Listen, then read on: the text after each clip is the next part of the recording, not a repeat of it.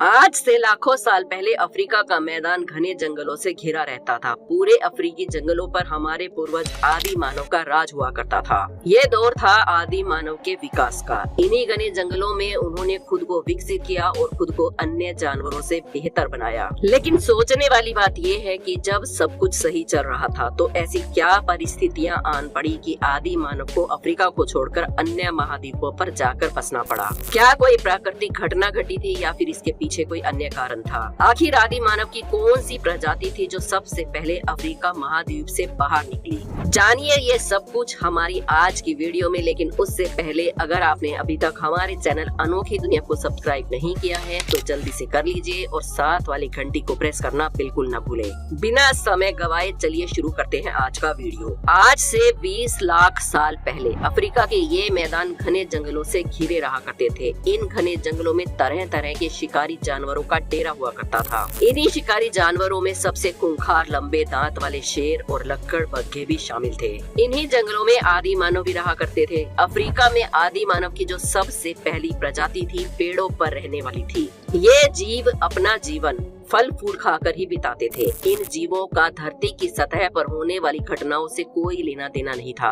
ये जीव 4 पैरों पर चला करते थे। इनके ऊपरी और निचले होंठ समान आकार के होते थे। ये देखने में आज के मकाऊ से काफी मिलते जुलते थे। इस प्रजाति के फॉसिल्स ज्यादातर अफ्रीका में मिलते हैं, जिससे कि इनकी शारीरिक बनावट का पता चलता है। इनके फॉसिल्स से वैज्ञानिक अनुमान लगाते हैं कि ये अपने दौर में अग्रेसिव नहीं हुआ करते थे। रिसर्च बताती है कि उस दौर में 10 मिलियन साल पहले पृथ्वी के तापमान में भारी गिरावट आने की वजह से अफ्रीका के जंगल काफी प्रभावित हुए थे, जिसकी वजह से मानव की इस प्रजाति को भोजन की तलाश में पेड़ से उतरकर जमीन पर आना पड़ा और इन्होंने 2 पैरों पर चलने की शुरुआत की। 2 पैरों पर चलने वाली मानव के पूर्वज की इस प्रजाति को वैज्ञानिकों ने आर्डिपिथियस रेमिडस का नाम दिया। इस समय वो 2 पैरों पर चलने में सक्षम हुए, लेकिन उनके पैर अभी भी पहले जैसे ही थे, जिस वजह से इनकी चाल आज के इंसानों से काफी अलग थी। 2 पैरों पर चलने के बावजूद भी ये पेड़ों से उतने ही जुड़े हुए थे और अपने दोनों हाथों की मदद से पेड़ों पर चढ़ा करते थे। जैसे जैसे अफ्रीका में पेड़ों की संख्या कम हुई, ये भी इवॉल्व हुए और एक नई प्रजाति अफ्रीका के जंगलों में विकसित हुई, जिसे एस्ट्रोलोपिथियस अफेरेंसिस के नाम से जाना गया। इन जीवों के अंदर सभी चीजों को जानने और समझने का जिज्ञासु नेचर डेवलप हुआ, जिससे इनके दिमाग का विकास हुआ। इनकी शारीरिक संरचना भी बदलाव में आने लगी। इनकी चाल इंसानों से काफी ज्यादा मेल खाती थी और ये झुंड में रहा करते थे। ये प्रजाति आमतौर पर शाकाहारी हुआ करती थी, लेकिन अगर भोजन ना मिले तो अपना पेट भरने के लिए ये लोग मांस भी खा लिया करते थे। जैसे कि शेर, तेंदुआ, लक्कड़बग्घे शिकार करने के बाद अपने भोजन को छोड़ जाते थे तो ये उन्हें खा लेते थे। ये खुद शिकार नहीं किया करते थे क्योंकि तब तक इन्होंने हथियारों का आविष्कार नहीं किया था। लगभग 1 मिलियन साल पहले एस्ट्रोलोपिथियस भी इवॉल्व हुए और धरती पर इंसानों की पहली प्रजाति ने कदम रखा। वैज्ञानिकों ने इन्हें होमो हैबिलिस का नाम दिया। होमो हैबिलिस के बाद से ही मानव ने कभी पीछे मुड़कर नहीं देखा। ये रोज नई नई चीजें सीखते चले गए, लेकिन समय के साथ होमो हैबिलिस भी इवॉल्व हुए और फिर धरती पर कदम रखा होमो इरेक्टस ने। होमो इरेक्टस ही आदि मानव की वो प्रजाति थी जिन्होंने अफ्रीकी महाद्वीपों को छोड़कर अन्य महाद्वीपों में बसने का फैसला किया। वैज्ञानिकों की माने तो आज से लगभग 18 लाख साल पहले होमो इरेक्टस ने यूरोप और एशिया में फैलना शुरू किया और यहीं से उनका विस्तार धीरे धीरे सभी महाद्वीपों में हुआ। हर महाद्वीप के अनुसार इनके रंग रूप में बदलाव आए।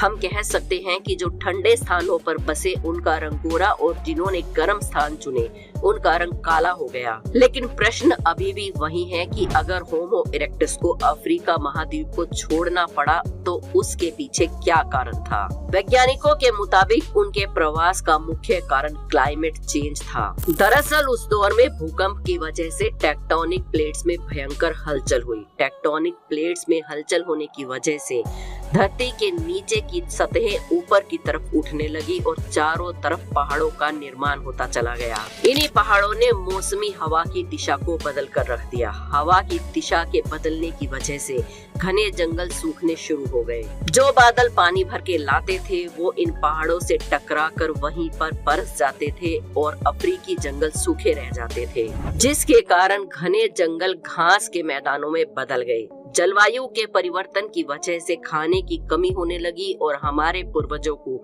भोजन की तलाश में दूसरे महाद्वीपों पर जाना पड़ा। इस जलवायु परिवर्तन का प्रभाव महाद्वीप में रहने वाले अन्य जानवरों पर भी पड़ा। जिन्होंने खुद को वातावरण के अनुसार ढाल लिया वो तो बच गए और बाकी सब विलुप्त हो गए। हमारे पूर्वज होमो इरेक्टस खाना बदोश जीवन व्यतीत करते थे, यानी कि भोजन की तलाश में और आश्रय की तलाश में इधर उधर भटका करते थे। लेकिन धीरे धीरे समय के साथ इनका विकास हुआ और ये काफी क्रिएटिव और बुद्धिमान हो गए। होमो इरेक्टस पहले के मुकाबले अपनी जरूरतों को पूरा करने में सक्षम हो गए थे और ये आप भी जानते हैं कि जरूरतें ही नई खोज को जन्म देती हैं। मनुष्य की इस प्रजाति का आधुनिक मानव बनने और औजार को बनाने में बहुत बड़ा योगदान रहा। ईस्ट अफ्रीका में मिलने वाले जानवरों की हड्डियों से ये पता चलता है कि इन जानवरों को किसी धारदार हथियार से मारा गया था। रिसर्च में ये बात सामने आई कि होमो इरेक्टस ने अपने दौर में लकड़ी और पत्थर के हथियार बनाना शुरू कर दिया था। औजारों के दम पर ही मनुष्य ने शिकार करना सीखा और इन्हीं औजारों के दम पर मनुष्य ने अपने आप को जंगली जानवरों से बचाना भी सीखा। अगर मनुष्य खुद का बचाव नहीं कर पाता तो उसका हजारों सालों से इस धरती पर टिके रहना असंभव था। आसान शब्दों में कहें तो मानव रूप में ये खुद को हर परिस्थिति में ढालना सीख चुके थे।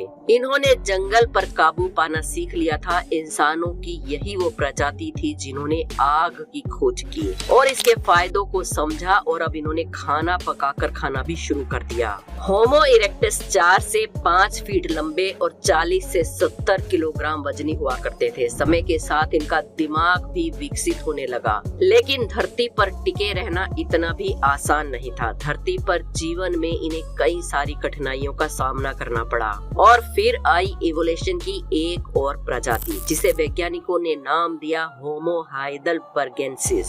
ये प्रजाति खुद को हर मुसीबत में ढालने की काबिलियत रखती थी। ये मनुष्य का आखिरी चरण था। ये लगभग पूरी तरह से विकसित हो चुके थे, घर बनाना सीख चुके थे और मृत लोगों को दफनाना भी इन्होंने शुरू कर दिया था। आदि मानव को आज का मानव बनने के लिए 20 प्रजातियों के इवोल्यूशन के पड़ाव से गुजरना पड़ा। समय के साथ साथ एक एक करके सभी प्रजातियां धरती से विलुप्त हो गई और रह गए होमो सेपियंस, यानी कि आज का आधुनिक मानव। इनका दिमाग पहले से बहुत ज्यादा विकसित था। ये काफी क्रिएटिव थे और ये एकमात्र ऐसी प्रजाति है जिसने पूरी धरती पर अपना आधिपत्य जमा लिया है और हर उस चीज को डेवलप कर लिया है जिसकी इसको जरूरत महसूस हुई। आज के मानव ने कितनी भी तरक्की कर ली हो, लेकिन ये बात हमें समझनी चाहिए कि सीखने का सिलसिला कभी खत्म नहीं होता। अगर हमें अपनी सिविलाइजेशन को आगे भी कायम रखना है तो हमें खुद को हर परिस्थिति का सामना करने के लिए तैयार करना होगा। वीडियो पसंद आई हो तो एक लाइक जरूर करें। हमारे चैनल अनोखी दुनिया को सब्सक्राइब करके बेल आइकन को प्रेस करना ना भूलें। मिलते हैं एक और वीडियो में। धन्यवाद।